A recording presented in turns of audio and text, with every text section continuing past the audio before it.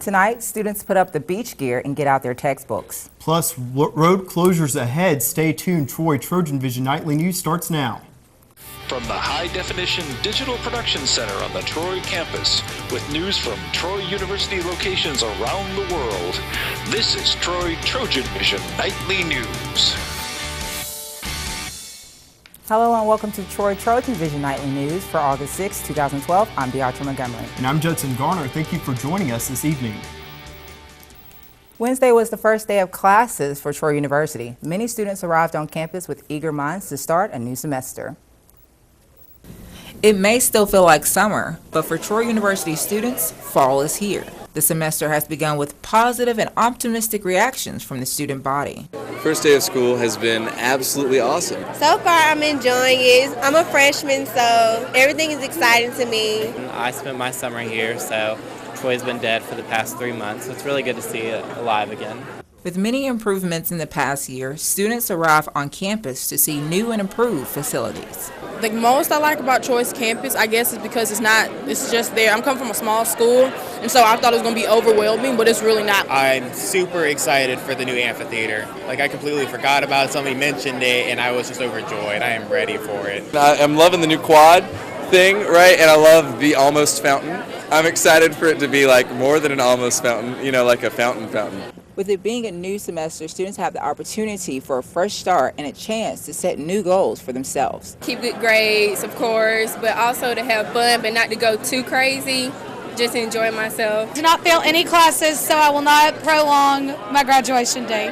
I'm going to try to get in more organizations and make friends, make good grades, continue to keep my grades up high. I really want to get really involved in clubs and whatnot and meet a lot of people because I'm new here, and keep my grades up, of course. So school is back in session, and though the year will bring a lot of work for many students, it won't leave out an opportunity for fun and excitement. Students will not have to wait long for their first break from school. The first holiday will be Labor Day on September the 3rd. Starting today, it will be a little harder to get around the Troy campus as a pair of roads will be closed due to construction projects. Starting today, McKinley Drive from the entrance to the new Trojan Arena to George Wallace Drive will be closed due to the construction of the new practice and intramural fields adjacent to the new Trojan Arena. The closure is anticipated to last 2.5 months. The other road affected will be Collegedale from the back of Smith Hall to the rear of the dining hall. This section of road will be closed from 6 a.m.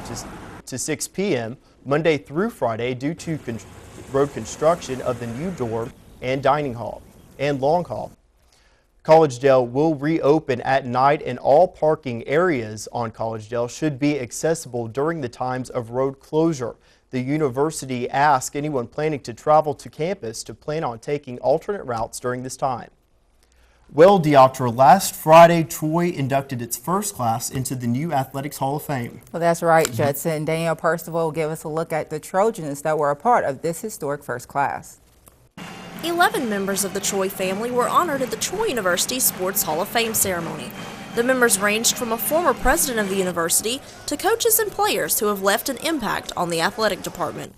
For some, just being nominated was a thrill. When I was nominated, I thought that was very, very special there in itself, you know, that I had done something to be considered for an honor, you know, like this. But to actually be voted in and achieve the honor, it's just tremendous. I'm a little awestruck myself, you know, just this class, some of these people have made tremendous contributions over the years to Troy. The list of Hall of Fame members contains some of Troy University's most loved and celebrated coaches and players. Some of the inductees said the honor of being selected was overwhelming. When I look at that list, I don't think I belong on it. I can tell you that. There are some very deserving people that are going into this thing, and like I said, I don't know that I belong in this group, but I'm honored to be a part of it. A lot of folks that you certainly look at and respect and admire and know they belong, and then you know, you're standing next to them, and that's a great honor. And I hope they know they could have put somebody else in here in this class, and I could have waited a while, but you know, I'm excited about being here. Turk said the new arena and the Sports Hall of Fame show the growth of the university. The university has changed a lot, it's grown a lot, and all for the better. And the leadership that Dr. Hawkins has provided, the university as a whole has been incredible. And this is my school, and I'm proud to be a part of it. Danielle Percival, Troy, TrojanVision News. The Athletics Hall of Fame is located in the new Trojan Arena. Danielle will give us a look at some of the reactions to the new facility later on in sports. And now taking a look at news from around the state. In Birmingham, Republican presidential candidate Mitt Romney raised more than $2 million during his visit to Birmingham. His campaign says about 350 tickets were sold to his private fundraiser last night at the club. The tickets ranged from $1,000 per person to attend a reception to $25,000 for the dinner with the candidate. In Montgomery, the number of people charged in an investigation of contraband in the Montgomery City Jail is now up to 4. The Montgomery Police Department announced Wednesday that 2 jail inmates were among those charged. In Cordova, officials of the U.S. Department of Agriculture will be there this afternoon to announce major funding. The department says more than $43.2 million in rural development grants and loans will use the money for improvements to its water system and wastewater program. So to come on TrojanVision Nightly News, it's almost football season, and Danielle Percival will be bringing you a look at the 2012 team when she joins us in sports. But first, Mitt Romney held a press conference today on Medicare, but ended up talking about something entirely different. We'll have that story and more after the break. At the heart of what we do in the College of Business is care for the students. We feel like the students are our most important assets. I have never been anywhere where I've known so many students on first-name basis. What we try to do at Troy University is provide an experience to students that not only provide the curriculum that allows them to be successful in the business world, but we also try to expand their horizons to reach greater opportunities that maybe they didn't think they were capable of before. In an instant, everything we know can be taken away. I'm John LaRoquette, and as an actor, I've made a career on TV and performing on the Broadway stage. But is that what matters most? If I was suddenly disabled and couldn't take steps, couldn't I still act? Only abilities matter. Visit Kessler Foundation on Facebook and tell us your abilities. And go to KesslerFoundation.org, where only abilities matter.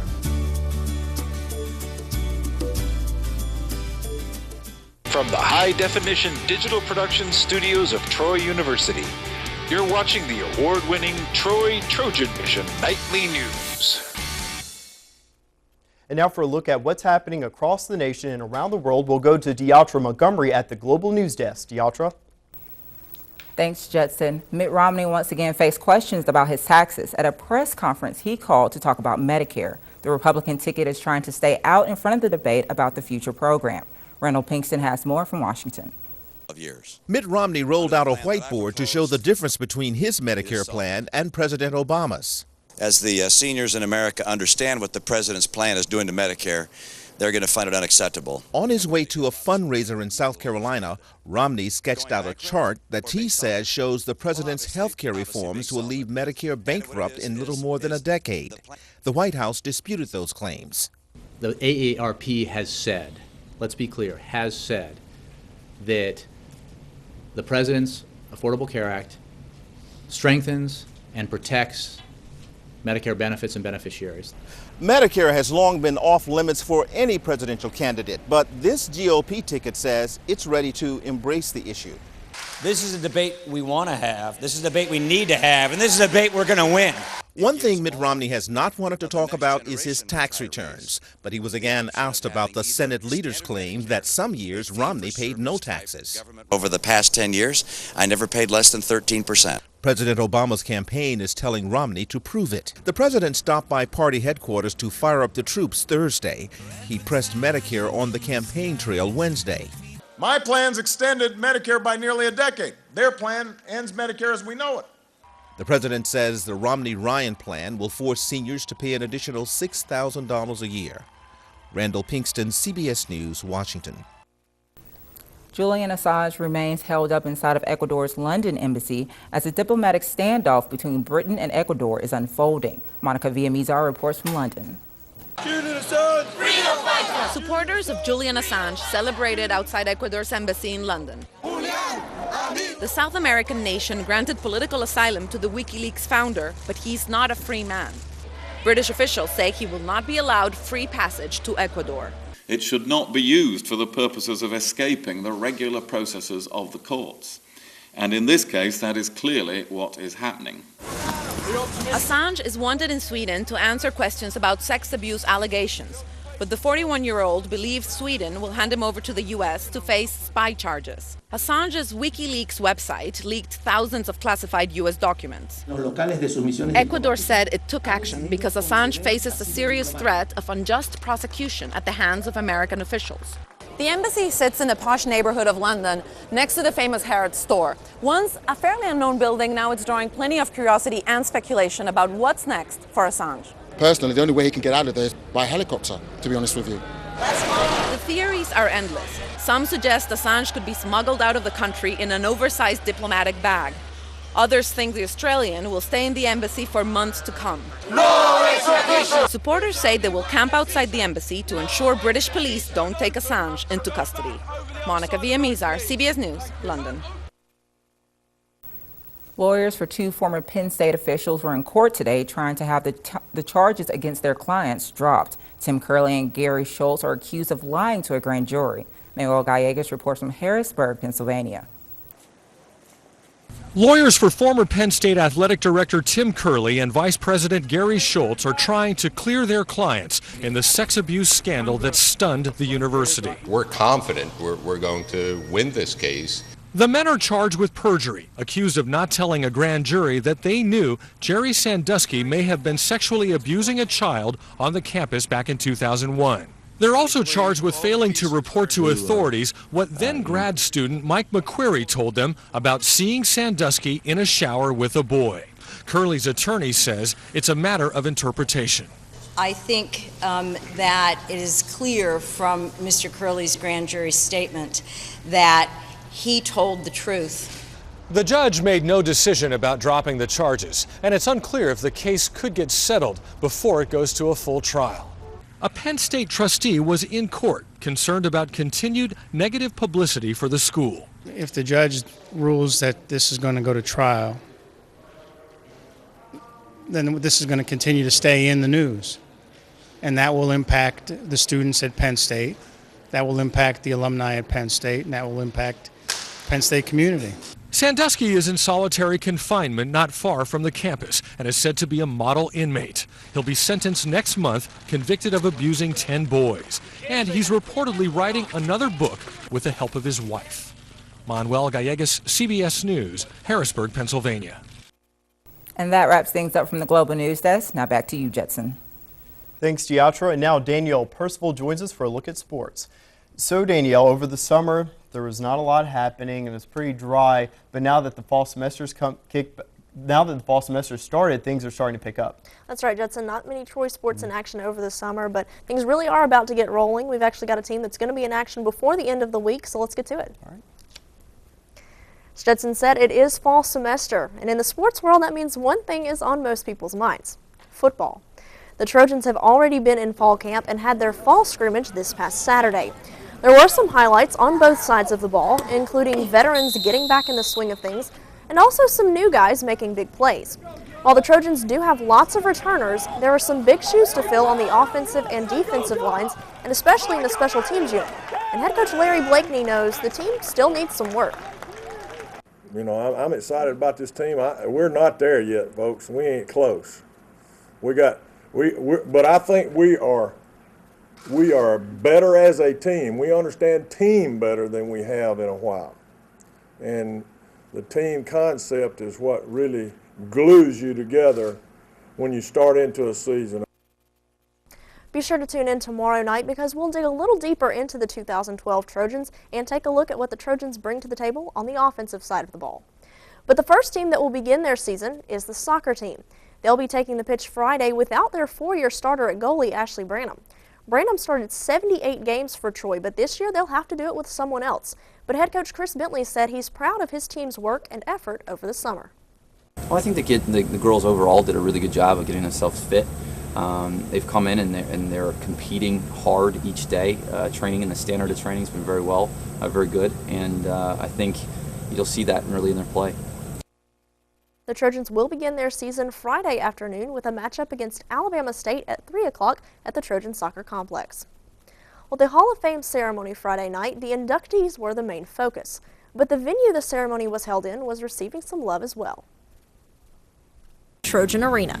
After many months of watching the construction take place, the final project has been unveiled, and to no surprise, most people were impressed. This is unbelievable. I think I got here a couple of years after they had just opened Sartain Hall, and so to see this facility being ready, to be unveiled and open, it's just an outstanding facility. Oh, this is, I've looked at this facility as it was built.